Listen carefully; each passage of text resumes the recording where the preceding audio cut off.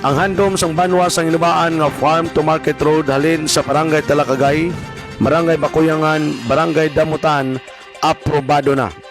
Ang handom nga farm to market road halin sa Barangay Talakagay, Barangay Bakuyangan, Barangay Damutan, aprobado na sang Regional Project Advisory Board o kon RPAB sang tinalikdan nga adlaw Oktubre 13, 2023. Sa handom kag tinutuyo nga mangin realidad ang dalan nga mangin palagyan sang ekonomiya sa banwa sang hinubaan nga makatag dako nga impact sa kabuhi sang tagsa ka hinubanon.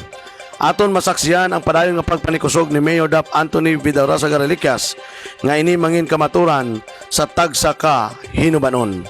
Motion to approve or endorse the proposed rehabilitation of Barangay Talakagay to Barangay Bakuyangan to Barangay Damutan, FMRW Bridge, in Barangay Los Occidental.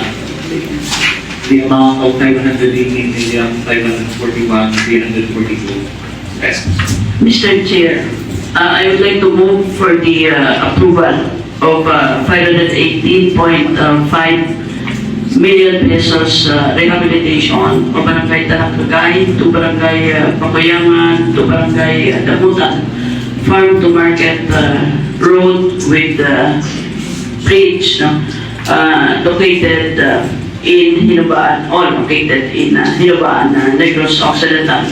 After hearing all the clarifications coming from the members of the ARPAB and granting the appeal of the mayor that through the farm to market roads we could help boost the agriculture and reduce poverty in the municipality of Hinubaan. Thank you, Mr. Chair. It is moved and duly seconded that the proposed farm to market road leading Barangay Los Occidental amounting to 580 million for funding under the RCD.